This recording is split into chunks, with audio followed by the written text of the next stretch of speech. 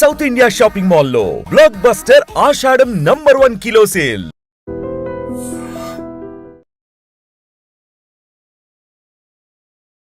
నమస్కారం, welcome to I dream. ధర్మ మార్గం విత్ విజిత కార్యక్రమానికి స్వాగతం.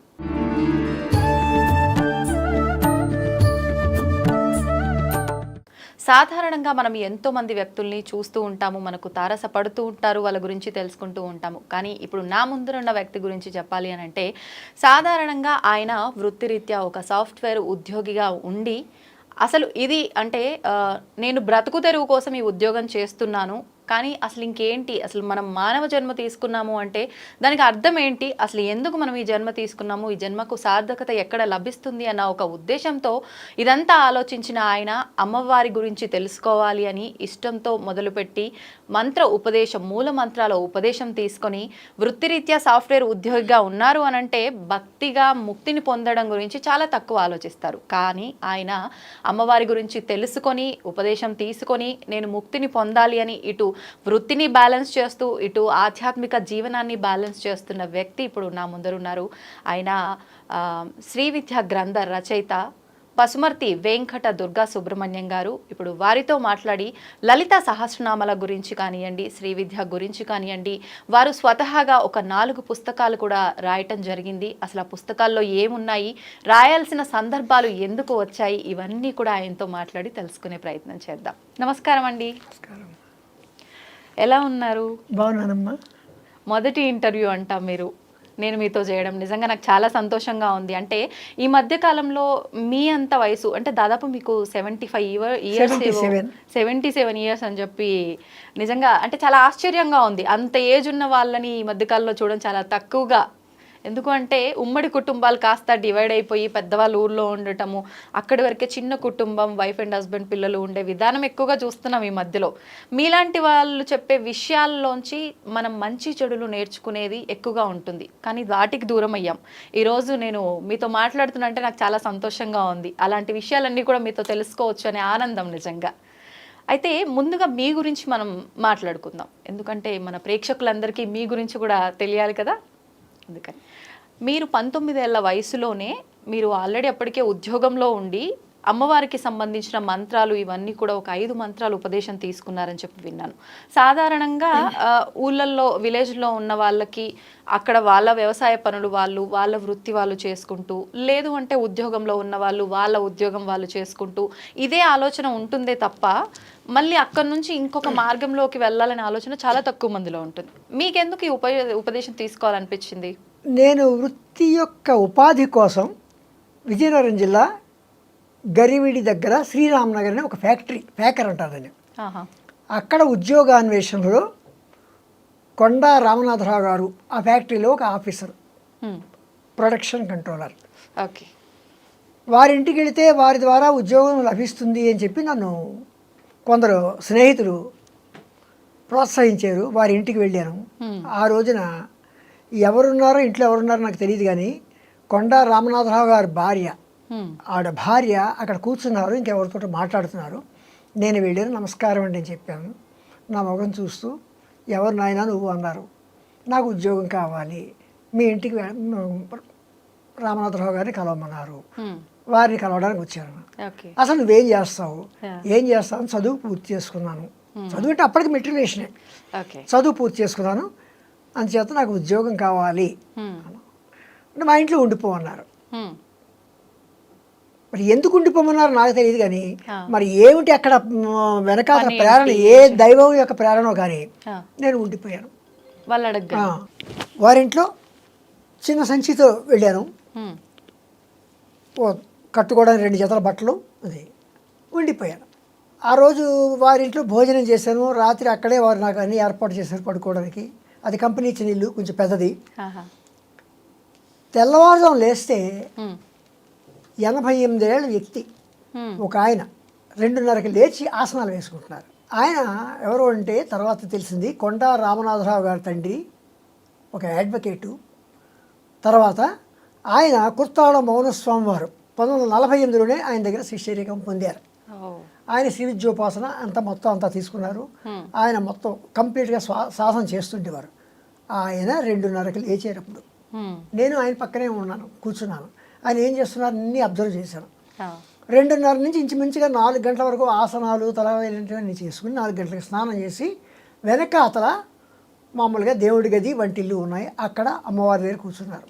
అమ్మవారి దగ్గర కూర్చొని ఇంకా ఆయన యొక్క అనుష్ఠానం ఇవన్నీ ప్రారంభించారు. అప్పుడు నాకు తెలిసింది నేను ఎక్కడికి వెళ్ళాను.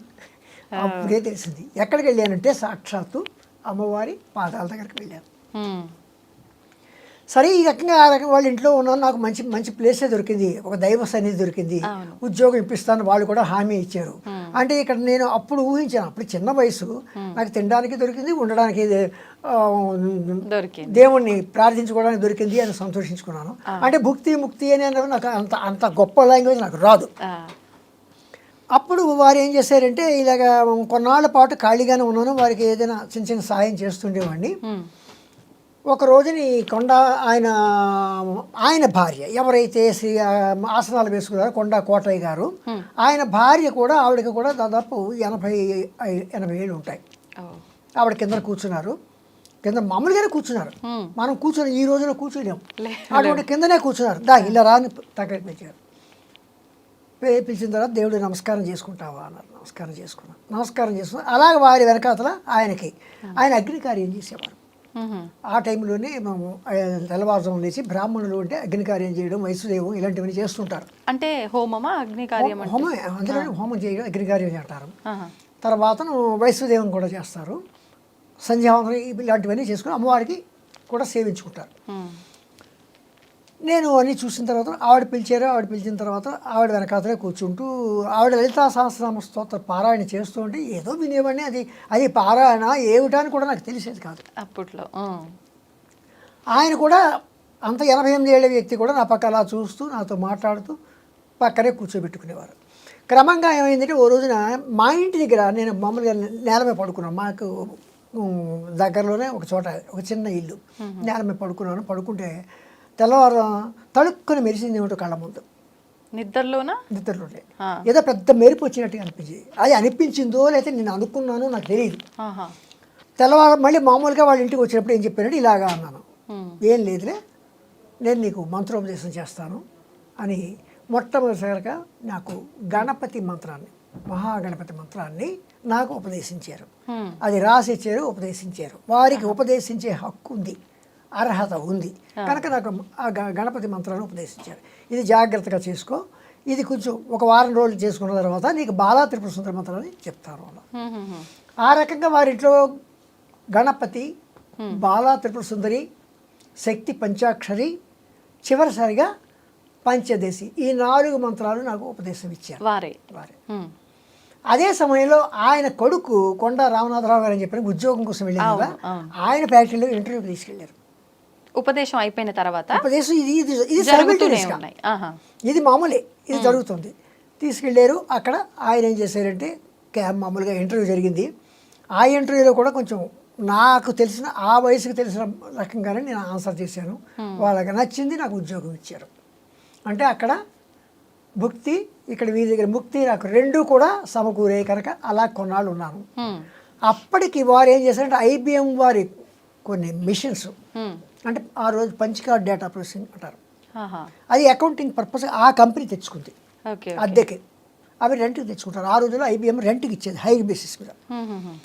ఆ డిపార్ట్మెంట్లో ఆయన డేటా ప్రాసెసింగ్ ఆఫీసర్గా వాళ్ళే అపాయింట్ చేశారు, ఆ కంపెనీ వాళ్ళే. ఆయన నన్ను ఏం చేశారంటే క్లార్క్గా నన్ను తీసుకున్నారు ఆ డిపార్ట్మెంట్లోకి. ఆ తర్వాత ఏమైందంటే నేనే అప్పటికి కలకత్తా IBM తోటి కొంచెం చిన్న పరిచయం ఏర్పడింది. ఆ ట్రైనింగ్ అయితే బాగుంటుంది అని చెప్పి unit record machine operator course, ఈ రోజు దాన్ని ప్రోగ్రామరు అంటారు. కంట్రోల్ ప్యానల్ వైరింగు, డిఫరెంట్ రిపోర్ట్స్కి వైరింగ్ చేయడం, ఇలాంటివన్నీ కంట్రోల్ ప్యానల్ వైరింగ్ ఉండే ఆ రోజు. ఆ రకంగా నేను ఆయన ద్వారా ఆ కంపెనీ స్పాన్సర్షిప్ మీద కలకత్తాలో 1972లో నేను IBM వారి దగ్గర ట్రైనింగ్ అయ్యాను. అది నా సాఫ్ట్వేర్ యొక్క అంటే ఈ కొండా రామనాథరావు గారు నాకు సాఫ్ట్వేర్ ఫీల్డ్లోకి అడుగు పెట్టించారు. ఆయనే నాకు ఈ కంట్రోల్ ప్యానల్ వైరింగ్ ఇవన్నీ కూడా శ్రద్ధగా అక్కడ ట్రైనింగ్ అయ్యింది. అప్పుడు నాకు ఏమైందంటే అనుకోకుండా నేషనల్ ఇన్స్టిట్యూట్ ఆఫ్ ఓషనోగ్రఫీ గోవాలో ఈ వర్క్ తోటి నాకు అక్కడ ఇంటర్వ్యూ వచ్చింది. అప్పటికి నేను మెట్రికులేషన్ ఓకే. అయినప్పటికీ నాకు ఉద్యోగం. ఎంతమంది 75 మంది దాదాపు ఇండియా నుంచి అందరూ ఇంటర్వ్యూకి వచ్చారు. కేరళ నుంచి ఒకతను, ఆంధ్రప్రదేశ్ నుంచి నేను, గోవాలో ఒక అబ్బాయిని, మొత్తం 3 అబ్బాయిలు తీసుకున్నారు. మేము 3 అలా కంటిన్యూ దాదాపు 4 సంవత్సరాలు వర్క్ చేశాను అక్కడ. అది సెంట్రల్ గవర్నమెంట్. కానీ సాఫ్ట్వేర్ ఫీల్డ్లో ఇంకా డెవలప్ అవ్వాలని చెప్పి నేను మెడ్రాస్ వచ్చేసాను. ఓకే. సాఫ్ట్వేర్ సర్వీసెస్లో, క్యామియో సాఫ్ట్వేర్ సర్వీసెస్లో అక్కడ డేటా ఎంట్రీ, అప్పటికి డేటా ఎంట్రీ సిస్టమ్ వచ్చేసింది, పీసీలు కూడా వచ్చాయి. అప్పుడు నేను అక్కడ డేటా ఎంట్రీ ఆపరేటర్గా చేరాను. చేరినప్పుడు ఏమైందంటే జైపూర్ షుగర్ కంపెనీ వారి యొక్క హెడ్ ఆఫీస్ అక్కడ ఉంది. వారి ఫ్యాక్టరీ ఎక్కడ ఉందంటే వెస్ట్ గోదావరిలో ఉంది. వాళ్ళకి ఏమైంది, డేటా ఎంట్రీ ఆపరేటర్ కావాల్సి వచ్చారు. పీసీల మీద డేటా ఎంట్రీ ఆపరేటర్ నన్ను తీసుకున్నారు. నేను ఇక్కడికి వస్తే నేను ఒక్కడే కనుక నాకు అప్పటికే దాదాపు ఇంచుమించుగా 15 years ఎక్స్పీరియన్స్ ఉండడం చేత అన్నాను ఆ డిపార్ట్మెంట్కి, మన హెడ్ ఆఫ్ ది డిపార్ట్మెంట్ కావచ్చు, ప్యూన్ కావచ్చు, క్లార్క్ కావచ్చు, అన్నీ హోల్ అండ్ సోల్ నన్నే చేశారు. నన్నే చేసి నాకు తెలుసున్న పరిచయంతో ఈ కొండా రామనాథరావు గారు తీసుకున్న శిక్షణతోటి ఆ డిపార్ట్మెంట్ డెవలప్ చేసి 10 మంది స్టాఫ్ మెంబర్స్ వచ్చే స్థితికి నేను డెవలప్ చేసి ప్రోగ్రామింగ్ కూడా నా అంతటి నేను ఆ కంపెనీకి వచ్చిన ప్రోగ్రామర్స్ ద్వారా నేను ప్రోగ్రామింగ్ పికప్ చేశాను. అది నాకు ప్రోగ్రామింగ్ కంప్యూటర్లో అప్పట్లో D-Base 3+ ప్రోగ్రామింగ్. ఆ తర్వాత D-Base 3+ నుంచి PLSQL, D2K, తర్వాత SQL server, .NET, SQL server, C# అని ఈ లెవెల్ వరకు నేను సాఫ్ట్వేర్ ఇంజనీర్గా ఎదుగుతూ వచ్చాను. ఓకే. ఓకే. 2017లో నాకు స్మార్ట్ ఫోన్ చేతికి వచ్చింది. అప్పుడే కొనుక్కున్నాను, అంతవరకు కొనుక్కోలేదు. స్మార్ట్ ఫోన్ కొనుక్కున్నాను కనుక కొంచెం మంచి విషయాలు చెప్పాలి అని చెప్పి ఏం చేశానంటే లలితా సహస్రనామ పుస్తకం తీసి ఒక్కొక్క నామానికి నేను చిన్న చిన్న సంక్షిప్తార్థాలతోటి కొంచెం కొంచెం ప్రిపేర్ చేసి అందరికీ పంపిస్తూ క్రమంగా దాని వ్యాఖ్యానం కింద రాసుకుంటూ వచ్చాను. ఓకే. అంటే ఎందుకు వచ్చింది మీకు ఆలోచన? మంచి విషయాలు అందరికీ చెప్పాలి, వాట్సాప్లో మెసేజ్లు పంపించాలి, రకరకాల మెసేజ్లు వస్తుండేవి. నేను ఒక మంచి పని చేయాలని చెప్పి లలితా సహస్రం రోజు ఒక 2 నామాలకి, నాకు అప్పటికే కథలు రాయడం, డ్రామాలు రాయడం, పద్యాలు రాయడం కొండా కోటయ్య గారి ద్వారా నేర్చుకున్నాను, ఎవరైతే మంత్రాలు నేర్పారు. అలాగే కథలు రాయడం, డ్రామాలు రాయడం నాకు మొదటి నుంచి అలవాటు. రాస్తూ ఉండేవారు ఎప్పుడు రాస్తూ. ఎటువంటి కథలు? ఎటువంటి కథలు అంటే అవి ఎన్ని పాపం జానకి, సరోజోపాఖ్యానం, ఊహాహర్ణ్యం. అంటే ఇవి దేని నుంచి బేస్ చేసుకొని రాసేవారు? ఇవి దేని నుంచి అంటే నేను ఊహించుకుంటూ ఆంధ్రప్రభకి, ఆంధ్రపత్రికకి వాటికి పంపిస్తుండేవాడిని. నేను ఊహించుకుని రాసేవాడిని, ఒక సంఘటన ఊహించుకుని, ఒక జీవితాన్ని ఊహించుకుని రాస్తుండేవాడిని. ఓకే. ఓకే. అలాగే డ్రామా రాజా పురుషోత్తమ, ఆ డ్రామాలో నేను పద్యం రాస్తే మా గురువు గారు నాకు పద్యాలు కరెక్ట్ చేసేవారు. రాజా పురుషోత్తమ, అలెగ్జాండర్కి, పురుషోత్తముడికి, ఇలాగ నేను ఏమైందంటే ఆ రచన నాకు ఆ రచనా వ్యాసంగంలో కొంచెం చెయ్యి తిరిగి ఉండడం చేత ఈ నామాల మీద కొంచెం పట్టు వచ్చిన చేత ఎలా రాయాలో, ఏ పద్ధతిలో రాయాలో అంటే వ్యాసాలు రాయడం, ఉపోద్ఘాతం ఎలా రాయాలి, దాన్ని ఎలా ముగించాలి, ఎలాగ మనం అందరికీ చెప్పాలి అనే ఒక ఐడియా మీద నేను చేశానంటే లలితా సహస్రనామ స్తోత్రం రాసుకుంటూ వచ్చాను. ఇప్పుడు అంటే ఆల్రెడీ నామాలు, స్తోత్రాలు ఇవన్నీ కూడా ఉన్నాయి. అంటే మీరు రాసిన ప్రత్యేకత ఏంటి? దాంట్లో ప్రత్యేకించి మీరు ఎలా రాశారు? ప్రత్యేకత అంటే నేను అప్పటికే తెలుసుకున్నది ఏంటంటే లలితా సహస్రం వసిన్యాది వాగ్దేవతలచే వసిని, కామేశ్వరి, మోదిని, విమల, అరుణ, జయిని, సర్వేశ్వరి అనేవాళ్ళు వీళ్ళు వసిన్యాది వాగ్దేవతలు. అమ్మవారు వీళ్ళని పిలిచి నామాలు రాయించుకుంది. అంటే అమ్మవారిని చూసి వర్ణించిన వాళ్ళ, రాసిన వాళ్ళ? వాళ్ళే రాశారు. ఓకే. అంటే వీళ్ళెవరు? అమ్మవారి యొక్క అంశ. శ్రీచక్రాన్ని మనం తీసుకుంటే శ్రీచక్రంలో 7వ ఆవరణ ఖడ్గమాల ప్రకారం సర్వరోగహార చక్రం అంటారు. ఆ సర్వరోగహార చక్రంలో వీళ్ళు వసిన్యాది వాగ్దేవతలు వసిని, కామేశ్వరి, మోదిని, విమల, అరుణ, జయిని, సర్వేశ్వరి, కౌళిని అనేవాళ్ళు రహస్య యోగినులు. ఈ రహస్య యోగిని అమ్మవారు పిలిచి నా నామాలు రాయండి, ఈ మొత్తం 14 లోకాల్లో జపాలు, తపాలు ప్రస్తుతం అయితే చేస్తున్నారు, ముందు చేయలేకపోవచ్చు. రాను జనజీవనం ఎలా ఉంటుందంటే అంతా కంప్లీట్గా త్వరితగతిని ముందుకు వెళ్ళిపోవాలి. ఎక్కడ భోజనం చేయడం, అక్కడ ఉద్యోగానికి పారిపోవడం, ఇలాగ ఉంటుంది. ఉరుకులు పరుగులు జీవితం గడపవలసి వస్తుంది. ఇలాంటి గడప వస్తున్నప్పుడు రాను రాను కలియుగం లో ఇవన్నీ మరిచిపోయే పరిస్థితి వస్తుంది. కనీసం నా నామాలని స్మరణ చేస్తే చాలు, వారికి ముక్తి లభిస్తుంది. తర్వాత నా నామాలు నాకు చాలా ఇష్టము. ఎవరైతే వీటిని నామాలతో నన్ను స్తుతిస్తారో దానివల్ల నేను చాలా సంతోషపడి వారికి ముక్తిని ప్రసాదించుతాను అని చెప్పి అమ్మవారు ఏం చేసిందంటే, ఈ 14 లోకాల్లోని అందరి కోసం కూడా ఆవిడ తన నామాలు రాయమని తన అంశలోని, అంటే తనలోనే ఒక చక్రం ఉంది, సర్వరోగహర చక్రం, అంటే 7వ ఆవరణ. ఆ 7వ ఆవరణలోని ఈ 8 మందిని పిలిచి అడిగింది. వాళ్ళు వాగ్దేవతలు. ఆ నుంచి క్ష వరకు ఉన్న అక్షరాలకు వాళ్ళే దేవతలు, వాళ్ళే ముఖ్య దేవతలు. ఇంకా ఉన్నారు దేవతలు, కానీ వీళ్ళు 8 మందికి 8 గ్రూపులు. ఆ నుంచి ఆహా వరకు, కా నుంచి జ్ఞ వరకు, చా నుంచి ఇణ వరకు, టా నుంచి నా వరకు, తా నుంచి నా వరకు, పా నుంచి మా వరకు, యారా లావా శేష సహాళక్ష అని 2 గ్రూప్, మొత్తం 8 గ్రూపులకి 8 మంది వసిన్యాది వాగ్దేవ. ఈ అక్షరాలు ఏంటండి మీరు చెప్పినవి? సంస్కృత అక్షరాలు. మనం నిత్యం అంటే వీటికి దేవతలకు సంబంధం ఏంటి? సంబంధం ఉంది. ఏంటి? అమ్మవారే మాతృకా వర్ణ రూపిణి. ఈ అక్షరాలు కదా మనం పలుకుతున్నాం. అవును. ఈ అక్షరాల కూర్పే కదా మన మాటలు వస్తున్నాయి. ఈ అక్షరాల కూర్పే కదా సకల గ్రంథాలు వెలువడుతున్నాయి. కనుక వీళ్ళందరూ కూడా అక్షర దేవతలు. ఒక్కొక్క అక్షరానికి ఒక్కొక్క దేవత ఉంది. అమృత, ఆకర్షణి, ఇంద్రాణి, ఈశాని, కాళరాత్రి అంటే కాక్కగా గాయ, ఇలాగా 51 సంస్కృత అక్షరాలకి. అందుకే అమ్మవారిని మాతృకా వర్ణ రూపిణి అని కూడా అన్నారు. వీళ్ళు 10 దేవతలు. ఈ 10 దేవతలకి ఒక్కొక్క సమూహానికి మామూలుగా చెప్పుకోవాలి గ్రూప్. ఆ నుంచి ఆహా వరకు ఒక గ్రూపు, కా నుంచి ఇలాగా ఈ 8 గ్రూపులకి వసిని, కామేశ్వరి, మోదిని, విమల, అరుణ, జైని, సర్వేశ్వరి, కౌళిని అని వీళ్ళు 8 మంది 8 గ్రూపులకి చీఫ్ లీడర్స్, హెడ్, ముఖ్య దేవతలు. ఇంకా చెప్పాలంటే వసిని, కామేశ్వరి, మోదిని అంటే మన కంఠంలోను, పెదవుల్లోను, దంతాల్లోను, అంగుళ్ళలోను, నాలుక మీద మాట బయటకు వచ్చే విధానం, తర్వాత లోపల పలికే విధానం, బయటకు వచ్చే విధానం, ఇలాగ ఈ 8 మందికి కూడా వీళ్ళే. అంటే మనం పలికే శబ్దాలన్నీ కూడా వసిన్యాది వాగ్దేవతల యొక్క అనుగ్రహం ఉంటే బాగా మాట్లాడతాం, లేకపోతే అడ్డమైన మాటలతోటి దూషిస్తూ ఉంటాం.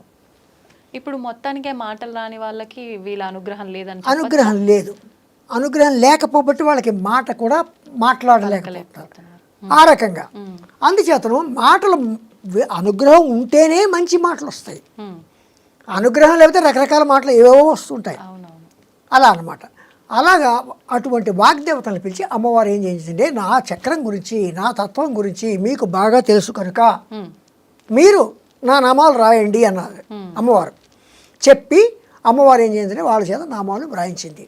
అంటే ఇది లోక కళ్యాణం, ఒక రకంగా లోక కళ్యాణార్థము. అంటే ఇప్పుడు మనం యాగాలు, హోమాలు ఇవన్నీ ఎలా చేస్తామో, అమ్మవారే లోక కళ్యాణం కోసము తన నామాలు రాయించుకుంది.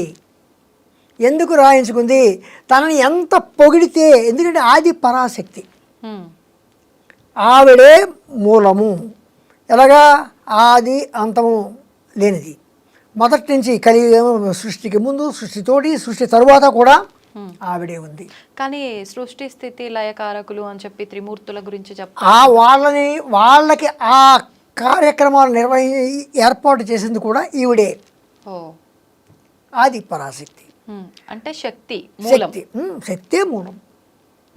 ఇప్పుడు శక్తి అంటే మనమైతే లలిత అమ్మవారిగా అంటే స్త్రీ దేవతగా మాట్లాడుకుంటున్నాం, కానీ శక్తికి మగ ఆడ అనేది ఉంటుందంటారా?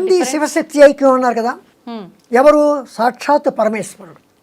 అక్కడ ప్రేరణ ఉంది, ప్రేరణ పొందేవాళ్ళు ఉన్నారు, ఇద్దరు ఉన్నారు. శివశక్తి ఐక్యము. శివునికి కూడా అమ్మవారే శివజ్ఞాన ప్రదాయిని. అలాగే శివ స్వాధీన వల్లభ, ఆయన స్వాధీనం చేసుకునేది కూడా ఆవిడే.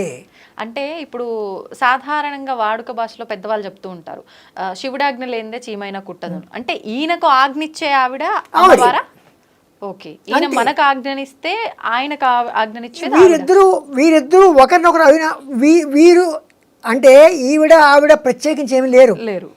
అందుకే అర్ధనారీశ్వర స్వరూపము. మీరు అలా అడిగారు కనుక ఈ నేను తయారు చేసిన ఫోటో మీకు తెలియజేస్తున్నాను. ఓ, ఇది మీరే తయారు చేశారా? అర్ధనారీశ్వర పరమాత్మ 14 లోకాలు సర్వం శివ శక్తైక్యం. శివశక్తి ఐక్యము. ఓ, అంటే అందుకే అంటారు కదా పార్వతీ పరమేశ్వరులో ఉన్నారు మీరు, మీకు నమస్కారం చేస్తున్నాను అంటారు.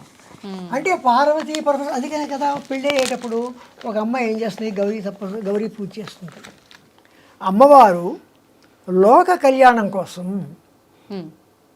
ఈ రోజుల్లో లోక కళ్యాణం కోసం యాగాలు యజ్ఞాలు హోమాలు ఎలాగైతే చేస్తుంటామో అమ్మవారు ఈ స్ఫూర్తిని ఆనాడే ఇచ్చింది. ఎలా చేసింది? తన కోసం రాబోయే తరాల్లో, రాబోయే కాలాల్లో, రాబోయే యుగాల్లో హోమాలు యజ్ఞాలు యాగాలు అందరూ చేయలేరు, రాను రాను ఉరుకులు పరుకుల జీవితాలు గడపవలసి వస్తుంది. అటువంటిప్పుడు సూక్ష్మంలో మోక్షం కలిగించాలని చెప్పి తన నామాలను అమ్మవారు రాయమని చెప్పింది. ఎందుకు చెప్పింది? తనే సప్తకోటి మంత్రాధినేత. ఎన్ని మంత్రాల మొత్తం మంత్రాలన్నిటి కూడా తానే సప్తకోటి మంత్రాధినేత. సప్తకోటి అంటే 7 కోట్ల మంత్రాలకి ఆవిడే అధినేత. అన్నున్నాయా మనకు మంత్రాలు? ఆ 7 కోట్ల మంత్రాలని మళ్ళీ వసినీ మంత్రాలు, కామేశ్వరి మంత్రాలు, మోదిని మంత్రాలు, విమలా మంత్రాలు, అరుణ మంత్రాలు, జైనీ మంత్రాలు, సర్వేశ్వరి మంత్రాలు అని మళ్ళీ 8 గ్రూపులుగా 8 సమూహాలుగా ఆ మంత్రాలని అమ్మవారే. అంటే వసిని అంటే కొన్ని మంత్రాలు వశం కోసం, పరిస్థితులు వశం చేసుకోవడం కోసం, కామేశ్వరి కోరికలు తీర్చుకోవడం కోసం, మోదిని ఆమోదించడం కోసం, ఇలాగా ఈ సప్తకోటి మంత్రాలని 8 సమూహాలుగా చేసి ఈ వసిని, కామేశ్వరి, మోదిని, విమల, అరుణ, జైని, సర్వేశ్వరి, కౌళిని అనే ఈ 8 వాగ్దేవతల చేత అటువంటి మంత్రాధినేతలైనటువంటి వాళ్ళు వీళ్ళు. అటువంటి సప్తకోటి మంత్రాధినేత అయిన అమ్మవారు ఏం చేసిందంటే తన మీద నామాలు రాయమంది. అంటే ఏ మంత్రం తీసుకున్నా, ఏ నామం తీసుకున్నా ఒక మంత్రం ఉచ్చరించినట్లే. ఒక్కొక్క మంత్రంలోనూ కూడా ఒక్కొక్క నామంలో కూడా నామ మంత్రము అవుతుంది. ఒక నామం చెప్తే ప్రతి నామం ఒక్కొక్క నామ మంత్రం అవుతుంది. ఎందుకని? అక్కడ రాసిన వాళ్ళు ఎవరు? వసిని, కామేశ్వరి వాగ్దేవతలు రాశారు. అందుకని అంత అది అని ఏమంటామంటే అంత శక్తివంతమైనవి మంత్రాలు రాయమని చెప్పింది కనుక ఈ వసిన్యాదులు అమ్మవారు చెప్పినట్టుగా రాశారు. ఇప్పుడు అంటే ఆవిడ అంశగా ఈ వసిన్యాది వాగ్దేవతలని ఆమె అంటే క్రియేట్ చేసి ఒక రకంగా సృష్టించి వీళ్ళతో రాపించింది. వీళ్ళతోటే రాపించడానికి వెనకాల కూడా ఏదైనా ఆంతర్యం ఉందా? ఉంది. ఏంటండి? వీళ్ళెవరు? సర్వరోగహర చక్రంలో వీళ్ళెవరంటే రహస్య యోగినులు. వీళ్ళు వాగ్దేవతలు. అంటే రహస్యంగా ఉన్న వాళ్ళన? రహస్యం అంటే రహస్య యోగినులు. రహస్య యోగినులు వీళ్ళు ఎందుకన్నామంటే వీళ్ళ భావాలు, వీళ్ళని మనం అనేక రకమైన భావాలు తీసుకోవచ్చు. మనకి తెలియని భావాలు ఎన్నో అందులోంచి వస్తాయి. అంటే అక్షరాల్లో కూడా, అమ్మవారి నామాల్లో కూడా అనేకమైన భావాలు వస్తాయి. ఒక నామం తీసుకుని శ్రీమాత్రే నమః అన్నాం. ఆ మంత్రం వెనక ఎన్నో భావాలు ఉంటాయి. ఇప్పుడు ఈ శ్రీమాత్రే నమః ఒక్క మంత్రం కనుక చేసుకుంటే లలిత సహస్రనామాలు మొత్తం చేసిన ఫలితం ఉంటుందా? ప్రతిదానికి మనం షార్ట్ కట్లు ఊహించుకుంటూ కూర్చుంటే ఇంకా జీవితమే షార్ట్ కట్ అయిపోతుంది. అది తప్పు. అది తప్పనిసరి పరిస్థితిలో మనం షార్ట్ కట్ ఉపయోగించుకోవాలి తప్ప ప్రతిదానికి షార్ట్ కట్ తీసుకుని అలా అయితే ఇంకా అక్కర్లే. అంటే తప్పనిసరి పరిస్థితుల్లో ఉపయోగించవచ్చు. ఏంటి తప్పనిసరి పరిస్థితి? తప్పనిసరి పరిస్థితి ఏదో ఈ రోజు స్నానం చేయడం కుదరలేదు, లేదా నేను ఎక్కడో ఏదో కార్యక్రమంలో ఉన్నాను, ఎక్కడికో బయటకు వెళ్ళాను, అమ్మా నేను చేసుకోలేకపోతున్నాను, లేకపోతే ఈ రోజు వేరే కార్యక్రమాల చేత, లేకపోతే నాకు ఆరోగ్యం బాగోలేదు, ఇలాంటి కారణంగా అమ్మ శ్రీమాత్రే నమః అనొచ్చు. కానీ అయిన దానికి కాని దానికి శ్రీమాత్రే నమః అనుకుంటూ కూర్చుంటే ఆవిడ కూడా ఒకటి భోజనం పిలిచి ఒక ఆయన భోజనం వెళ్ళాడు, పేదరాశి పెద్దమ్మ ఇంటికి. ఆవిడ భోజనం పెడుతోంది. ఏమని పెట్టింది? నాన్న ఇదే కూర అనుకో, ఇదే పప్పు అనుకో, ఇదే చారు అనుకో, ఇదే ఇది బూరి అనుకో అని. అంటే వడ్డించిన ఒక్క దాంట్లోనే పంచభక్ష పరమన్నాలు అన్నీ ఒకే రూపంలో చూపించేస్తుంది. అన్నం ఇదే పప్పు అనుకో, ఇదే కావాలి తినేసాడు ఆయన. ఆయన వెళ్ళిపోయేటప్పుడు ఏం చేశాడు, ఆవిడ చేతిలో 10 పైసలు పెట్టి ఇదే రూపాయలకో, ఇదే 100 రూపాయలకో, ఇది 1000 రూపాయలకో అని చెప్పాడు. అలాగే చేస్తుంది అమ్మవారు కూడా. అంటే ఫలితం మనం ఎలా చేస్తాం, ఫలితం అదనమాట. యద్భావం తద్భవతి. ఓకే. అందుకని మనము ప్రతిదానికి షార్ట్ కట్ ఉందని మా గురువుగారు షార్ట్ కట్, అవును మీ గురువుగారు షార్ట్ కట్ చెప్పారు, నీకు వీలు కాని పరిస్థితులు చేయమన్నారు తప్ప షార్ట్ కట్ ఎల్లవేళ ఉపయోగించమని కాదు. కానీ ఇక్కడ అమ్మవారు ఏం చేసింది, సహస్రనామాలు వ్రాయించుకుంది. అవును. ఈ సహస్రనామాలు ఎందుకు ఉపయోగిస్తాయి, ఒక్కొక్క నామం ఒక్కొక్క మంత్రం. అందుకే నేనేం చెప్పాను, ప్రథమ నామ మంత్రము శ్రీమాత్రే నమః, రెండవ నామ మంత్రము శ్రీ మహారాజ్ఞే నమః అని ప్రతిదానికి నామ మంత్రం అని పేరు పెట్టాను నేను నా వ్యాఖ్యానంలో. అంటే ప్రతి నామం ఒక మంత్రమే. ఎందుకని, ఆవిడ 7 కోటి మంత్రాధినేత. అందుకనమాట సర్వమంత్రాత్మిక అని ఒక నామమే ఉంది అమ్మవారికి. అలాగా ఆవిడ ఏం చేసిందంటే వసిన్యాది వాగ్దేవతలను పిలిచి తన నామాలు రాయమంది. వాళ్ళ నామాలు రాశారు. నామాలు రాసిన తర్వాత ఒక రోజుని చింతామణి గృహంలో, మణిద్వీపంలో చింతామణి గృహంలో కూర్చుంది. చుట్టూ కోట్లాది రూపాయల బ్రహ్మలు, ఒక బ్రహ్మ ఒక సరస్వతి వస్తే వాళ్ళకి తృప్తి కలగదు కనుక కోట్లాది రూపాయల్లో వచ్చారు. లక్ష్మీనారాయణులు కోట్లాది రూపాయల్లో వచ్చారు. గౌరీ రుద్రులు కోట్లాది రూపాయల్లో వచ్చారు. మహాచతుషష్టి కోటి యోగిని గణ దేవతలకు వచ్చారు.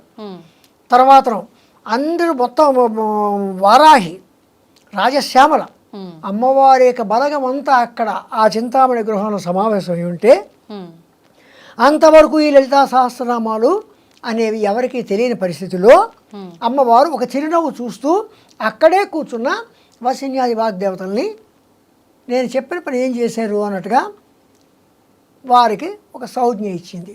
ఏం పని చెప్పారు, నామాలు రాయమంది. వెంటనే వాళ్ళు లేచారు, నిలబడ్డారు.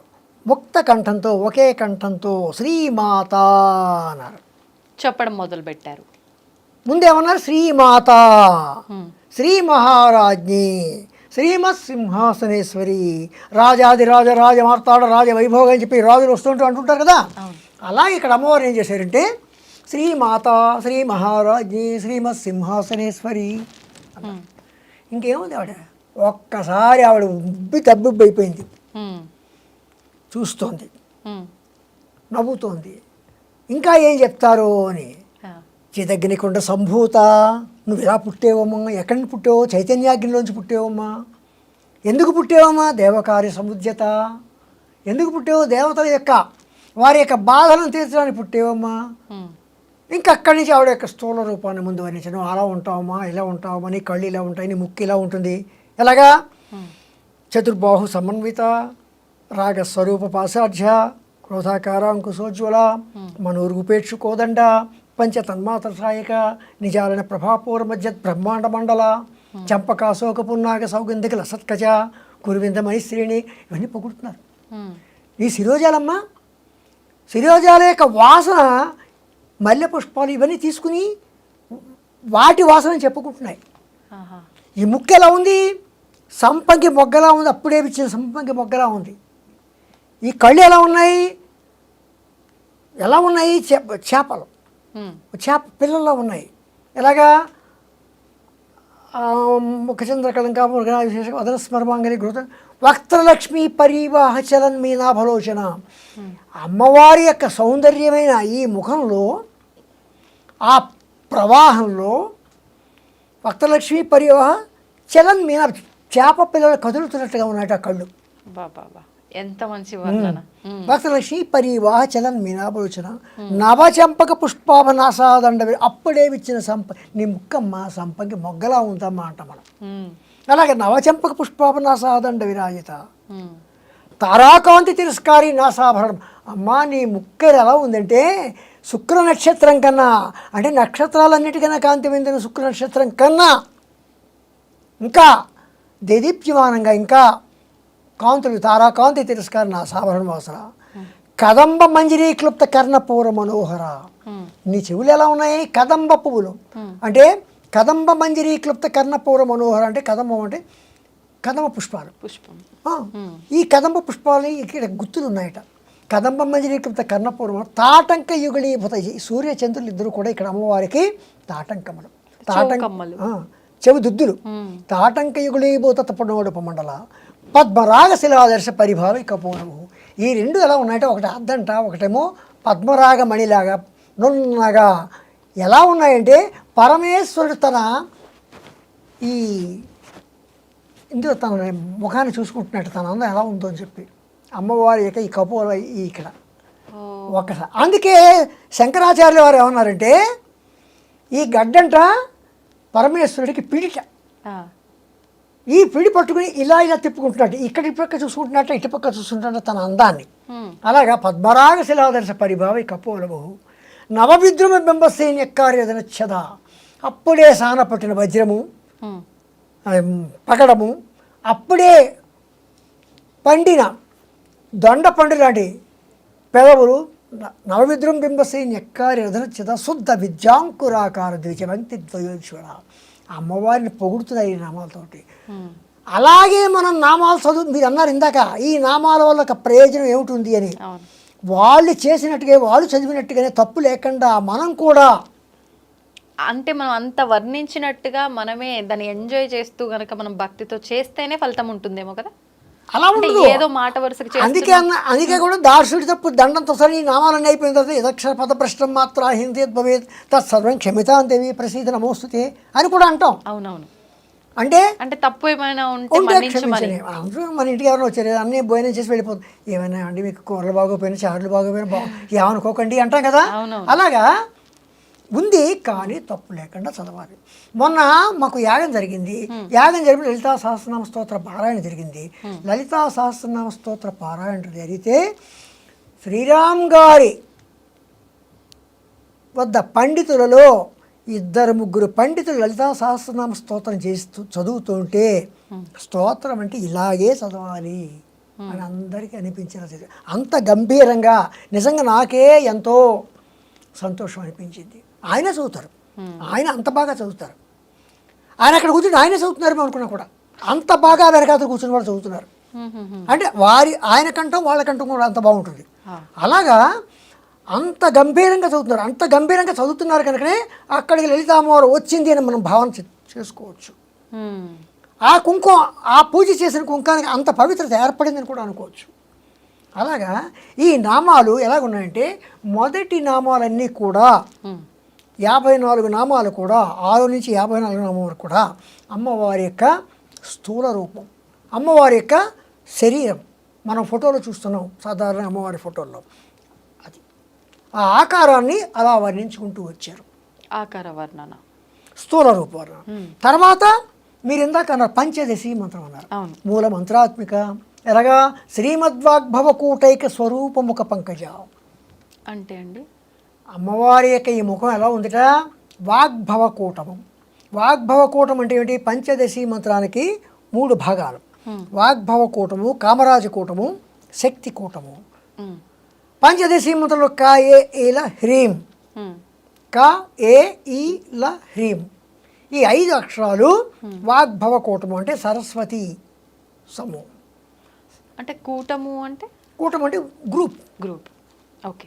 వాగ్భవకూటం శ్రీమద్వాగ్భవకూటైక స్వరూపముఖ పంకజ. అమ్మవారి ముఖం ఎలాంటిదంటే వాగ్భవకూటం అంటే అక్కడి నుంచే మనకి అన్ని మనకి జ్ఞానం. అలాగే అమ్మవారి యొక్క ఈ ముఖం వాగ్భవకూటం శ్రీమద్వాగ్భవకూటైక స్వరూపముఖ పంకజ. కంఠాద కటి పర్యంత మధ్యకూట స్వరూపిణి. కంఠం నుంచి కటి వరకు మధ్యకూటం కామరాజకూటం. ఆకలి దప్పులు, ప్రేమ బాంధవ్యాలు ఇవన్నీ కూడా. అందుకని ఇది కామరాజకూటం, ఇది శక్తికూటం. ఇది శక్తికూటం ఎందుకైంది, ఇంత మొత్తం శరీరాన్ని కూడా మోసేది. అంతేకాదు మనం నేను నడిచానంటే మరి అమ్మవారి యొక్క శక్తికూటం నాకు లభించినట్లే కదా. 1317 కిలోమీటర్లు నడిచానంటే ఈ మామూలు విషయం శక్తికూటం. అలాగా అమ్మవారి యొక్క క ఏ ఈల హ్రీం, హసక హల హ్రీం, సకల హ్రీం, ఇవి 3 కూడా వాగ్భవకూటము, కామరాజకూటము, శక్తి కూటము. ఇది మూల మంత్రం. శ్రీ విద్య యొక్క మూల మంత్రం యొక్క మంత్ర స్వరూపిణి అమ్మవారు. అమ్మవారి యొక్క సూక్ష్మ శరీరము శ్రీ విద్యా మంత్రమైన పంచదశి మంత్రము అని ఇక్కడ భావన. ఓకే. శ్రీమద్వాగ్భవకూటైక స్వరూపముఖ పంకజ కంఠాదకటి పర్యంత మధ్యకూట స్వరూపిణి శక్తి కూటైకతాపన్న కక్షతో భాగధారిణి మూల మంత్రాత్మిక మూలకూటత్రయ కళేబర. ఇదంతా పంచదశి మంత్ర వర్ణన.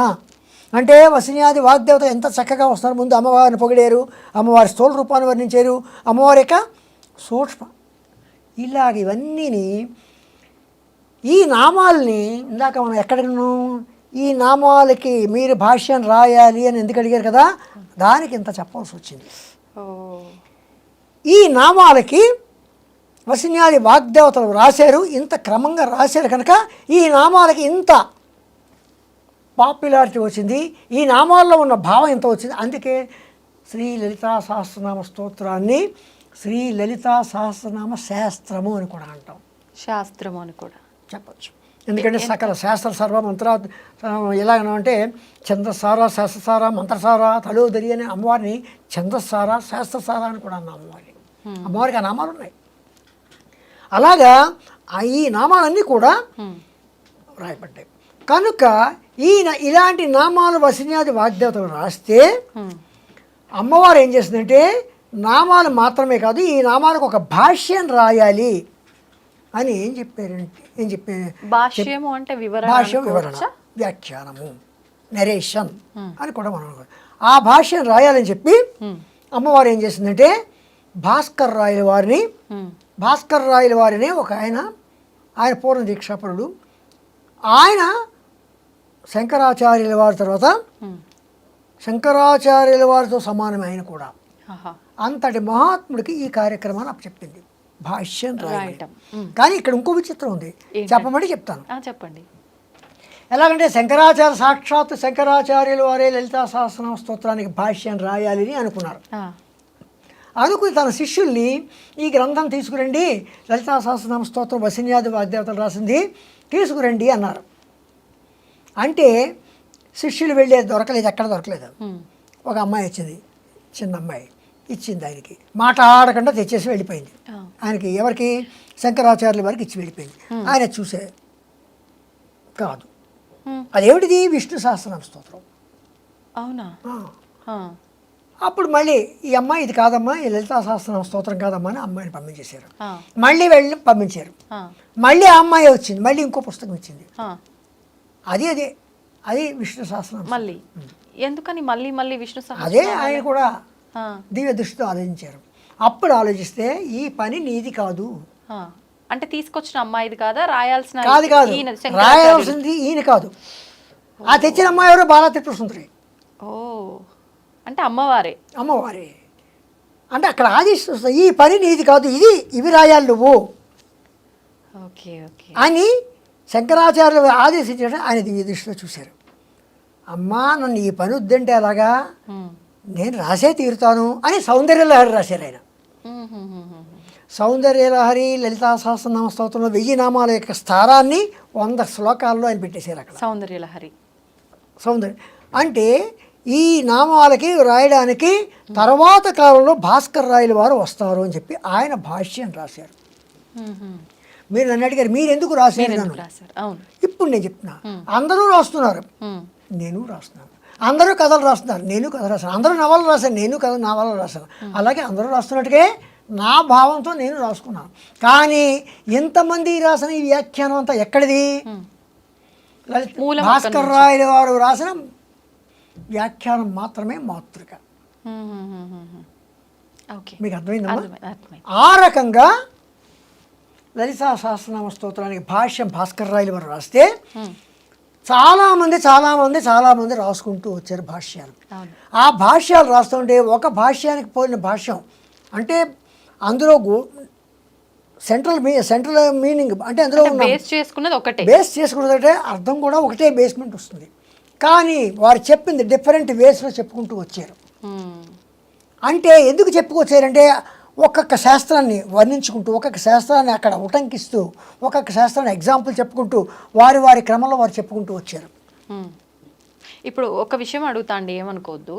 అంటే ఒక ఉన్న గ్రంథాన్నో సంథింగ్ ఏదో ఒక దాన్ని తీసుకొని దాని నుంచి మనం పలు రకాలుగా రాసినప్పుడు మీ భావాన్ని బట్టి మీరు, నా భావాన్ని బట్టి నేను రాస్తున్నప్పుడు దానిలో ఉన్న సారాంశం కరెక్ట్గా యాప్ట్గా ఇక్కడ వస్తుందా? అంటే మారిపోయే అవకాశం లేదా? మారదు. ఆ, వీళ్ళు రాసినా వాళ్ళు రాసినా ఆ బేస్మెంట్ మాత్రం వదలరు. ఓకే, అంటే ఆ మూలం ఎక్కడ మూలం ఎక్కడ వదలరు. ఆహా. మూలం ఎక్కడ అమ్మవారిని చెప్పుకుంటారు, అమ్మవారిని చెప్పుకుంటూ ఇంకో మార్గంలో చెప్పుకోరు అమ్మవారిగానే చెప్పుకుంటూ వారి భావాలతో అమ్మవారి యొక్క తత్వాన్ని మాత్రం వివేదించకుండా రాస్తారు. ఇప్పుడు తత్వం అన్నారు కాబట్టి లలిత సహస్రనామాల్లో ఈ 1000 నామాల్లో నుంచి మనం గనక ఒక తత్వాన్ని అర్థం చేసుకొని పూజ లాగానో మంత్ర రూపంలోనో చెయ్యాలి అంటే ఎటువంటి తత్వాన్ని తీసుకోవచ్చు అంటారు? మొత్తం లలితా సహస్రనామాలకి ఉన్న తత్వం అంతా ఒకటే. ఏంటండి? ఏమిటంటే ఆదిపరాశక్తి. ఆవిడ ఆదిపరాశక్తి అనే రూపాల్లో ఉంది. ఆ అన్ని రూపాల్లో ఆదిపరాశక్తి యొక్క స్వరూపం సూక్ష్మ స్వరూపంలో చెప్పుకోవాలంటే పంచదశి మూల మంత్రాత్మిక.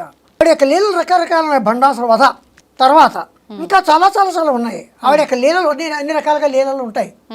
ఆ రకంగా అవన్నీ అవి ఎవరు చెప్పినా ఇవి చెప్పినా అవే చెప్తారు. కానీ వారి భావాల్లో వారి ప్రజలకి ఏ రకంగా ప్రజల వద్దకు ఏ రకంగా తీసుకెళ్తారో ఆ రకంగా వారి యొక్క భాషలో చెప్తారు.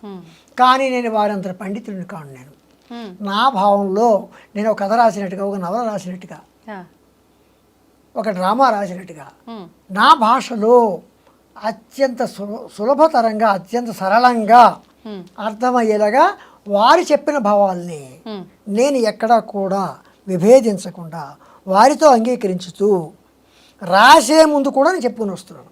పెద్ద పలానా వారు పలానా చాగంటి కోటేశ్వరరావు గారు చెప్పినట్టుగా విన్నాను, పలానా సామవేద షణ్ముఖ శర్మ గారు చెప్పింది విన్నాను, పలానా భాస్కర్ రాయలు వారి గ్రంథం చదివాను, ఇంకా పెద్ద వారి యొక్క భాష్యాలు చదివి నా మాటలుగా నేను రాస్తున్నాను. ఎంతకాలం పట్టింది మీకు రాయడానికి? నేను ఎంతకాలం అంటే 2017 నుంచి అలా రాసుకుంటూనే దాదాపు 5-6 సంవత్సరాలు రోజుకి 2 నామాల చొప్పున రాసుకుంటూ వచ్చాను. అంటే అందరికీ అర్థమయ్యే రీతిలో నేను వాట్సాప్లో మెసేజ్లుగా పెట్టేవాడిని. అది అసలు దీనికి అసలు కారణం అది. ఇప్పుడు ఉదాహరణకి ఆల్రెడీ ఉన్న ఆ మూలంలోంచి ఒక నామం తీసుకుంటే ఆ నామము ఆ విధంగా అర్థం చేసుకుంటే ఎలా ఉంటుంది, మీరు రాసిన దాంట్లోంచి అదే నామం తీసుకుంటే దాని భావం మాకు ఎలా అనేది వేరియేషన్ అదే అర్థం వస్తుంది, సేమ్ వస్తుంది. అమ్మవారి యొక్క తత్వం ఎక్కడ విభేదింపబడదు. అంటే వివరణ ఈజీగా అర్థమవుతుంది. అంత వివరణ ఈజీగా అర్థమవుతుంది. ఏమో నాకన్నా ఈజీగా రాసిన వాళ్ళు ఉంటారు, నాకన్నా బాగా రాసిన వాళ్ళు ఉండవచ్చు. నా తృప్తికి నేను రాసుకున్నాను. నా తృప్తికి రాసుకున్నది నచ్చిన వాళ్ళు ఏం చేస్తున్నారంటే గురు ఇలా ఇవ్వండి మేము చదువుకుంటాము అంటున్నారు. మేము చదువుకుంటాము అంటున్నారు. చివరికి ఏమైందంటే ఒక పుస్తకంగా తయారైంది. ఇందులో ఒక చోట వజ్రేశ్వరి వామదేవి వయోవస్థ వివర్జిత సిద్ధేశ్వరి సిద్ధ విద్య సిద్ధమాత యశస్విని అని 97వ శ్లోకం ఉంది. ఆ 97వ శ్లోకం ఏమిటి? కొండలిని గురించి వివరిస్తున్నారు. ఏమిటిది? షట్చక్రాలు. షట్చక్రాల గురించి అక్కడ వివరిస్తున్నారు. వజ్రేశ్వరి వామదేవి వయోవస్థ వివర్జిత సిద్ధేశ్వరి సిద్ధ విద్య సిద్ధమాత యశస్విని అని వివరిస్తున్నారు. ఆ వివరిస్తున్నది ఏమిటంటే అమ్మవారు వజ్రేశ్వరి వామదేవి వయోవస్థ వివర్జిత సిద్ధేశ్వరి సిద్ధమాత యశస్విని అని చెప్పి 7 రూపాల్లో, షట్చక్రాల్లో 6 రూపాల్లోనూ, ఇక్కడ యశస్విని రూపంలోనూ అమ్మవారు ముందని వసిన్యాది వాగ్దేవతలు చెప్పి ఈ షట్చక్రాల యొక్క రూపాల్లో షట్చక్రాలు ఎలా ఉంటాయి, వాటి తాలూకు తత్వం ఏమిటి అని చెప్పుకుంటూ ఈ పుస్తకం చెప్పారు. అందులో చెప్పినప్పుడు ఏం చేశారంటే షట్చక్రాల్లో విశుద్ధి చక్రం ఎక్కడుంది, విశుద్ధి చక్రం తర్వాత అనాహత చక్రం ఉంది, మణిపూర చక్రం ఉంది, స్వాధిష్టాన చక్రం ఉంది, మూలాధారం ఉంది, ఆజ్ఞా చక్రం ఉంది, సహస్రారం ఉంది, ఇంకా చక్రాలు ఉన్నాయి. ఈ ముఖ్యంగా 7. ఈ 6 చక్రాల్లోనూ 50 దళాలు ఉన్నాయి. ఈ 50 దళాల్లో ఈ మాతృక వర్ణాలు 51 అక్షరాలను చూడండి, వాటి యొక్క అధి దేవతలు లాళాలు ఒకే అక్షరం కింద భావిస్తే 50 మంది దేవతలు ఈ దళాల్లో ఉంటారు. ఈ దళాల్లో కూర్చుంటారు. అంటే అధిష్టాన దేవతలు అనుకోవచ్చా? అక్షరాధిష్టాన దేవతలు. అక్షరాధిష్టాన వాళ్ళు కూర్చుంటే అమ్మవారు మధ్యలో వజ్రేశ్వరి వామదేవి వయోవస్థ వివర్జిత సిద్ధేశ్వరి సిద్ధమాత యశస్విని అని అమ్మవారు ఆ పద్మాలు, ఇవన్నీ పద్మాలు, ఆ పద్మం మధ్యన అమ్మవారు కూర్చుంటుంది. సహస్రాలలో అమ్మవారు ఇక్కడ కూర్చుంటే ఈ 50 మంది దేవతలు అనులోమం విలోమంలో 10 సార్లు, అంటే అనులోమం 50, విలోమం 50, మళ్ళీ 10 సార్లు అంటే 1000 సార్లు. అంటే ఈ సహస్రానికి 1000 దళాలు కనుక ఈ 1000 దళాల అమ్మవారు ఉంటే అందులో యశస్విని రూపంలో అమ్మవారు ఉంటుంది. అంటే అమ్మవారు ఈ మంత్రాది ఈ అక్షరాది దేవతలందరూ కూడా మధ్యలో అమ్మవారు కూర్చుంటుంది. అందుకే అమ్మవారు మూల మంత్రాత్మిక అని కూడా చెప్పబడింది. ఓకే. ఇప్పుడు అంటే చాలా వరకు అన్ని రకాల మంత్రాలు అందరూ చేయడానికి వీల్లేదంటారు. ఇప్పుడు ఇవి మాత్రం తీసుకుంటే నామాలు, కానీ ఒక్కొక్క నామం ఒక మంత్రంతో సమానం. ఏదేమైనప్పటికీ ఇది అమ్మవారికి సంబంధించిన ఒక విషయం అని చెప్పొచ్చు. ఇవి చెయ్యాలి అని అంటే ఎవరైనా అర్హులేనా, చేయడానికి నియమాలు ఏమైనా పాటించాలా అనే విషయానికి వస్తే దాని గురించి ఏమైనా ఉందా వివరణ? నియమాలు అంటే ప్రత్యేకించి నియమాలు ఏం లేవు. అమ్మవారు ఏం చేస్తుంది, ఏం చెప్పింది, అందరూ ఆబాల గోపవిదిత అన్నారు అమ్మవారిని. అంటే చిన్న పిల్లవాడి దగ్గర నుంచి పెద్ద వయసు మళ్ళిన వాళ్ళ వరకు కూడా ఎవరైనా చేయవచ్చు. ఎవరైనా నమ్మకం ఉన్న ప్రతి ఒక్కరు కూడా నా శఠాయ నా దుష్టాయ నా విశ్వాసాయ కరిహిచిత్. శఠుడు, దుష్టుడు, మూర్ఖుడు ఇలాంటి వాళ్ళకి అంటకుండా, అందుకే రహస్యనామాలు అన్నారు. అది కూడా హయగ్రీవుల వారు అగస్త్యుల వారికి చెప్పారు. ఈ నామాలు ఆవిర్భవించిన విధానం చెప్తున్నప్పుడు నా శఠాయ నా దుష్టాయ నా విశ్వాసాయ కరిహిచిత్ అని. అంటే శఠుడికి, దుష్టుడికి, మూర్ఖుడికి వీళ్ళకి మనం చెప్పద్దు.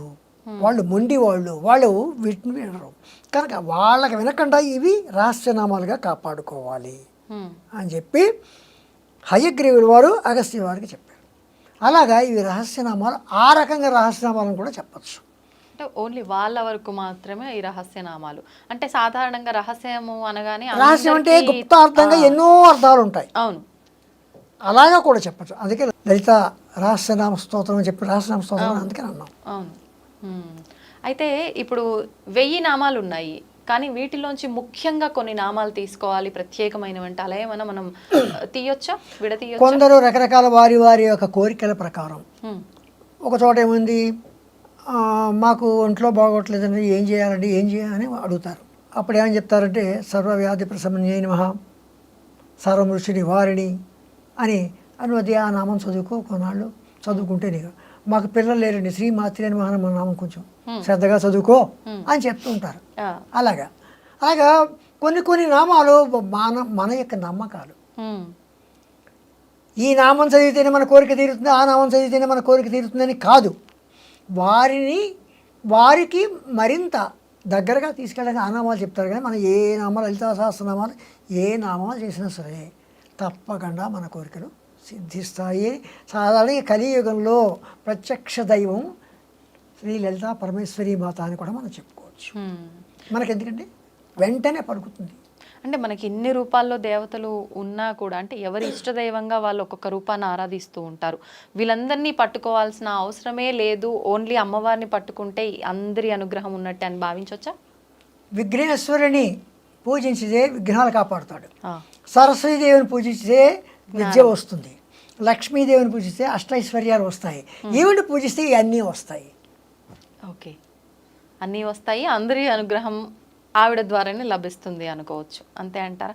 లేదు, మేము అసలు లలిత అమ్మవారి ఆరాధనే ఇప్పటివరకు చేయలేదు, అసలు నామాల గురించి మాకు తెలీదు, కానీ వివిధ రూపాల్లో వివిధ దేవతల ఆరాధన చేస్తున్నాము, మరి వాళ్ళందరికీ పైన, అంటే మనం వాడుక భాషలో చెప్పాలంటే వీళ్ళందరికీ హెడ్గా ఆవిడ ఉన్నప్పుడు వీళ్ళని ఆరాధించిన ఆమె అనుగ్రహం మా పైన ఉంటుందా అనే వాళ్ళకి? ఆవిడ సర్వదేవతా స్వరూపుడి. అక్కడ ఆవిడకి ఆ భేదం లేదు, మనకు ఉంది భేదం. మనలోనే హిందూ మతంలోనే రకరకాల మతాలు ఉన్నాయి, ఉండొచ్చు, కానీ ఆవిడకి ఆ భేదం లేదు. అంచేతను ఆవిడ భాషారూప. ఏ భాషకైనా, ఏ భావానికైనా, ఏ మతానికైనా, అంటే ఏంటి, మన హైందవ మతం గురించి చెప్తాం. ఏ మతమైనా సరే అన్నింటికి కూడా ఆవిడ. అంటే అప్పట్లో వివరించిన విధానాల్లోనే ఏ కులమైన ఏ మతమైనా అని వివరించారు, కానీ పురాణాలు శాస్త్రాల ప్రకారంగా తీసుకుంటే కులాలు అనే భాష భావనే ఎక్కడా లేదు అని చెప్పి ఇప్పుడు చెప్తూ ఉంటారు కదా, మరి అప్పుడు అలా ఉద్దేశించి ఎందుకు చెప్పారంటారు? అక్కడ కులాలు అనేవి ఆ రోజుల్లో చెప్పినవి ఏంటంటే వృత్తుల ప్రకారం చెప్పారు వృత్తుల ప్రకారం ఒకటి. రెండోది ఏంటంటే బ్రహ్మస్వరూపుడు, బ్రహ్మణ యొక్క పరమాత్మ యొక్క ముఖంలోంచి పుట్టిన వాళ్ళు బ్రాహ్మణులు, భుజాల్లో నుంచి పుట్టిన వాళ్ళు క్షత్రియులు, ఊరువుల్లోంచి పుట్టిన వాళ్ళు వైశ్యులు, పాదాల్లోంచి పుట్టిన వాళ్ళు శూద్రులు అని చెప్పారు. అది కావచ్చు, కానీ వృత్తిరీత్యా మాత్రమే కులము. ఓకే. తర్వాత వృత్తిరీత్యా అని చెప్పి చెప్పుకుంటూ వచ్చారు.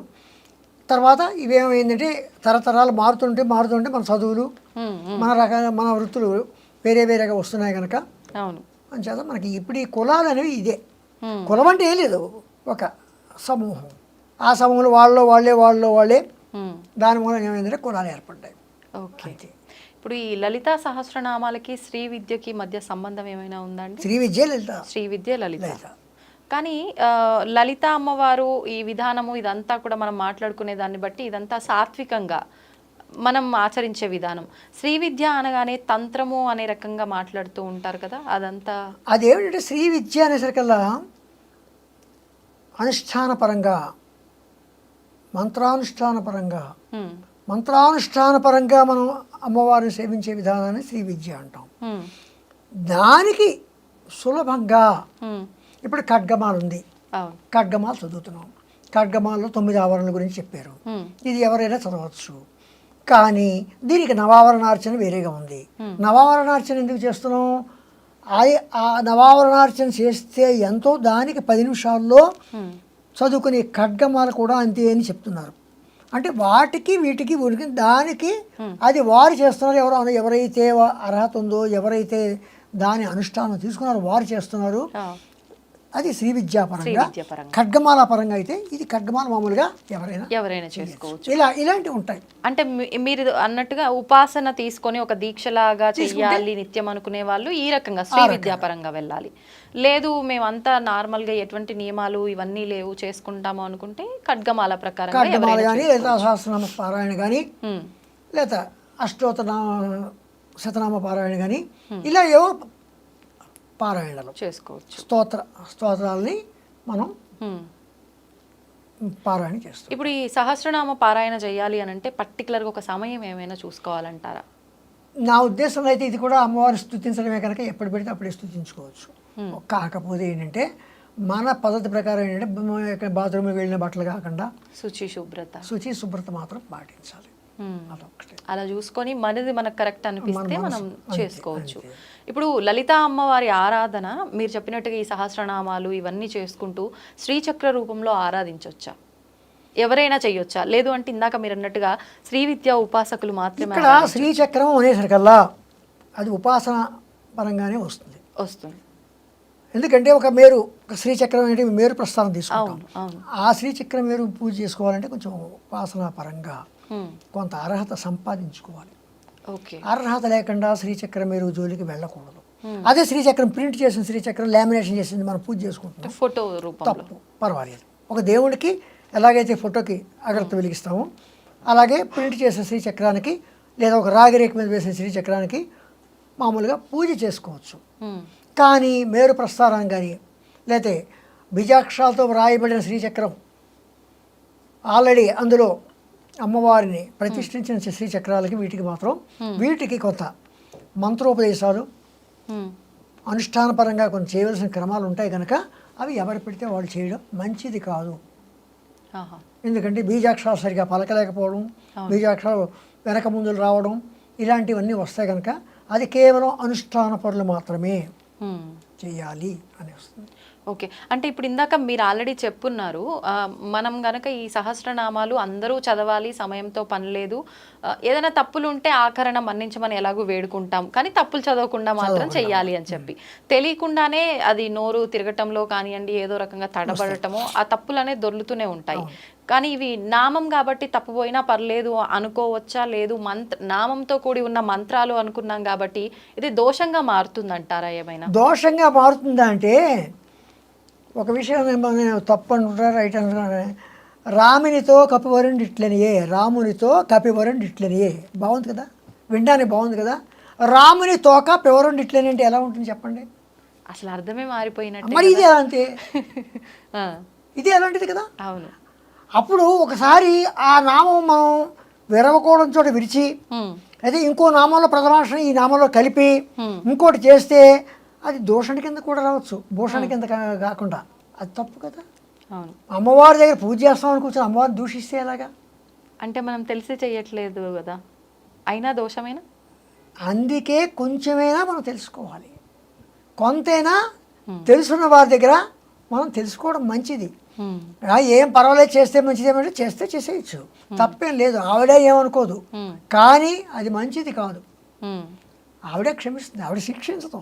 ఉమ్, శిక్ష అనేది అమ్మవారు ఎప్పుడు కూడా శమము దమము తితీక్ష తన భక్తులకి ఉండమంటోంది, ఉమ్, తనలోనూ ఉంచుకుంది. తితీక్ష అంటే ఏమిటి? అవతల వాడు అపకారం చేసినా మనం అపకారం చేయకూడదు, అమ్మవారి తత్వం అది. ఓకే. అలాగే తన భక్తులకు కూడా అదే గుణం, శమము దమము తితీక్ష, ఈ 3 గుణాలు ఉండాలని అమ్మవారు చెప్తోంది. ఉమ్, ఆ గుణాలు ఉండాలి. అవును. శ్రీ విద్యో అంటే అమ్మవారిని ఎవరైతే పూజించుతున్నారో ఉమ్, ఎవరిని దుర్భాషలాడకూడదు, ఉమ్, ఎవరిని ఏమీ అనకూడదు, వీలైనంత వరకు కూడా ఒకరికి బాధ కలిగేలాగా చేయకూడదు అని చెప్తున్నారు. ఓకే.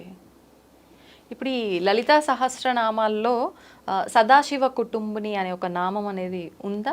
అంటే దాన్ని మనం శివతత్వం ఇక్కడ ఇమిడీకృతమైంది అనుకోవచ్చా? దీన్ని ఎలా కరెక్ట్ కదా. తీసుకోవచ్చు? శివ కుటుంబం ఉమ్, ఎవరు?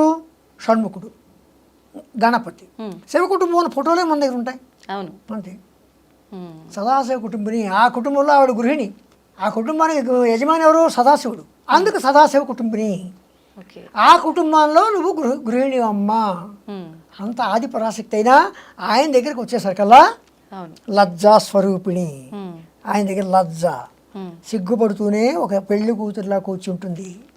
ఇప్పుడు ఈ నామం చేసుకోవడం వల్ల ఎటువంటి ఫలితం ఉంటుందంటారు? ఏదండి? ప్రత్యేకించి ఈ సదాశివ కుటుంబిని అనే నామం చేసుకోవడం వల్ల తప్పేంటి? అంటే తన ఏది? కుటుంబంలో కలతలు లేకుండా ఉండాలి అంటే ఆ కుటుంబంతో పోల్చుకున్నాము అన్న భావన కలుగుతుంది మనకి. సదాశివ కుటుంబిని అని ఎప్పుడైతే అమ్మో అమ్మవారి కుటుంబం, అమ్మవారి గుండె ఉండి షణ్ముఖుడు, తర్వాత గణపతి, తర్వాత పరమేశ్వరుడు, తర్వాత అమ్మవారు, వాళ్ళు నలుగురు కూడా లోకాన్ని రక్షిస్తున్నారు. ఉమ్, అలాగే వాళ్ళు కూడా అన్యోన్యంగా ఉంటున్నారు కనుక మనం కూడా అన్యోన్యంగా అంటే మంత్రం 10 సార్లు మనం చేస్తున్నామంటే మనం ఎలా ఉండాలి ఓకే. అని ఒకటి. అంటే మనం అమ్మవారి పూజ చేస్తున్నాం కనుక అబద్ధం ఆడకూడదు, అమ్మవారి పూజ చేస్తున్నాం కనుక అది వేరే ఆలోచన ఉండకూడదు. ఉమ్, వచ్చింది కదా, అక్కడ క్రమశిక్షణ ఏర్పడుతుంది కదా, అది అనమాట. అంతేగాని అమ్మవారి పూజ చేసిన మళ్ళీ క్రమశిక్షణ వచ్చేది, మనలో పరివర్తన కలుగుతుంది. ఇప్పుడు మీరు అన్నందుకు నాకు ఒకటి గుర్తొచ్చింది. అంటే అమ్మవారిని పూజిస్తున్నాము, ఆరాధిస్తున్నాము, ఈ పారాయణం చేస్తున్నాం కాబట్టి ఇలా ఉండాలి అని మనం కొన్ని నియమాలు పెట్టుకుంటాం. కానీ చేస్తున్నంత సమయం మాత్రమే. తర్వాత యథావిధిగా ఎవరి ఆహార నియమాలను బట్టి వాళ్ళు ఆహారం తీసుకోవడం కానివ్వండి, వృత్తిరీత్యా ఇంకేదో రకంగా వాళ్ళ నిత్యం జరిగే పనులన్నీ కూడా చేస్తూ ఉంటారు.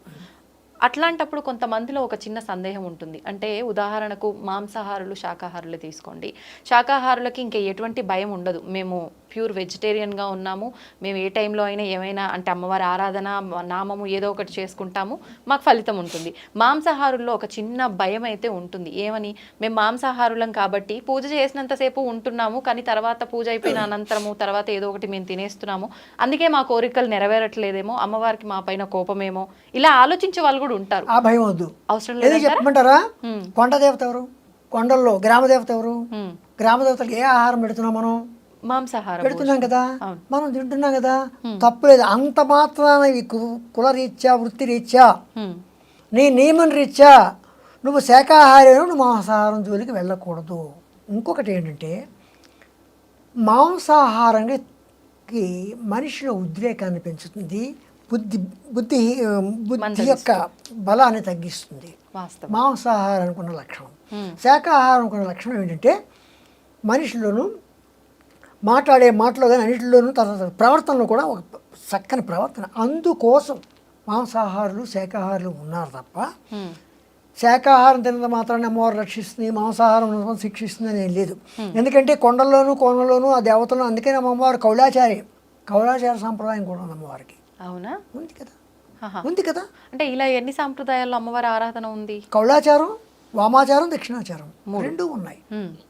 అంటే ఈ రెండు ఆచారాలు ఎవరు ఏ ఆచారం సాధించినా చేసిన అమ్మవారినే. అంటే ఎవరు ఏ ఆచారాన్నైనా తీసుకోవచ్చు, ఆ ఆచారంలో కరెక్ట్గా ఉండడం కరెక్టా? లేకపోతే బ్రాహ్మణులు వెళ్ళి కౌలాచారం తీసుకుంటే ఎలా కుదురుతుంది? శాకాహారి వెళ్ళి కౌలాచారం తీసుకుంటే ఎలా కుదురుతుంది? వాడు మాంసం దినాలు ఉంది కౌలాచారం తీసుకుంటాడా? తప్పు కదా. వాడి వృత్తి పుట్టింది బ్రాహ్మణ కులం కదా. బ్రాహ్మణ కులంలో ఉన్నవాడు కౌలాచారం వెళ్ళి నేను కళ్ళు తాగుతాను, అమ్మవారికి కళ్ళు పడుతున్నాక నేను కళ్ళు తాగుతాను, అమ్మవారికి మాంసం పెడుతున్నాక మాంసం తింటానంటే వృత్తి మన యొక్క జన్మ ఏ జన్మ కనుక అది కుదరదు. Okay okay. అలాగే కొన్ని మంత్రోపదేశాలు తీసుకున్నాడు. మంత్రోపదేశం తీసుకున్న వాళ్ళు ముఖ్యంగా మాంసాహారం స్వీకరించకూడదు. అవునా? స్వీకరించకూడదు. అది ముందే గురువు గారు చెప్తారు మంత్రోపదేశం చెప్పేటప్పుడే. ఆ మంత్రాలు వేరేగా ఉన్నాయి. పరమంత్ర విభేదిని అన్నారు అమ్మవారిని. పరమంత్ర విభేదిని అంటే సప్తకోటి మంత్రాలు కాకుండా అన్య మంత్రాలు వేరేగా ఉన్నాయి కొన్ని. అటువంటి మంత్రాలు అమ్మవారు విభేదించింది. అలాగే ఆ మంత్రం గల వాళ్ళని అమ్మవారు విభేదిస్తుంది. పరమంత్ర విభేదిని అంటే ఆ మంత్రాలను విభేదిస్తుంది, వాళ్ళని కూడా విభేదిస్తుంది. ఓకే. అంటే మనం తీసుకునే ఆ మంత్ర దీక్షని బట్టి నియమాలు ఉంటాయని అనుకోవచ్చు. మనం తీసుకునే మంత్రాలన్నీ కూడా సప్తకోటి మంత్రాల్లోనే ఉంటాయి. కొందరు ఏం చేస్తారంటే కొన్ని జాతపడి మంత్రాలు ఇవన్నీ మంత్రాలు ఉన్నాయి నేను అనుకోను, ఉన్నాయేమో. ఒకవేళ ఉంటే అలాంటి మంత్రాలు కానీ ఉంటే నిజంగా వాటి ప్రభావం చూపిస్తున్నది అంటే అమ్మవారు పరమంత్ర విభేదిని. సంతోషం అండి, నిజంగా చాలా సంతోషంగా ఉంది మిమ్మల్ని కలిసినందుకు. చాలా మంచి మంచి విషయాలు తెలుసుకోవడం జరిగింది. వీలుంటే మరొక మంచి వీడియోలో మరిన్ని మాటలు మాట్లాడుకోవాలని చెప్పి ఆశిస్తున్నాను. ధన్యవాదాలు. తవ్వుతూనే శివలింగం సరే దాన్ని అట్లా కప్పేసేయండి, చూపించదండి. మూర్తి పూజ కాదు, సాక్షాత్ బ్రజేంద్ర నందన భగవాన్ ఉన్నారు మూర్తిలో. ఏమీ ఆశించకుండా ఆరాధించే వాళ్ళు కూడా ఉన్నారా ప్రభుజీ? నిజమైన భక్తి అంటే మనకు తెలియదు కాబట్టి